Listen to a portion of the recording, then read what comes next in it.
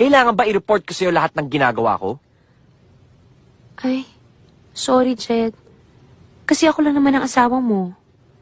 At saka nanay ako ng anak mo. Sorry kung nagtatanong ako ng mga bagay-bagay sa buhay mo! Kung si Brian ang tinutukoy mo,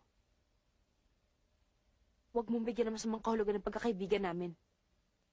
Ah, pagkakaibigan. Siguro, siya nagbabayad ng renta at pagkain niyo dito, no? Bakit Esperanza?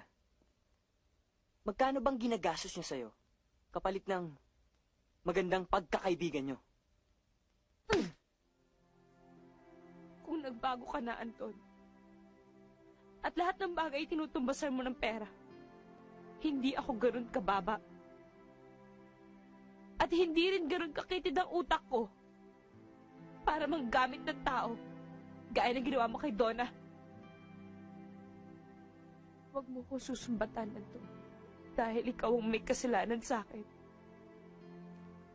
Hindi ako. Like you? A woman like me? Huh? Yes, a woman like you. Ano ba ako? Anong karapatan mo magalit? Ano bang akala mo Anong sa karapatan akin? mo magalit? Anong karapatan mo magalit? Ha? Di ba ikaw nagsabi? Di ba ikaw nagsabi na ayaw mo maging kabit? So why you acting like such a jealous mistress, ha?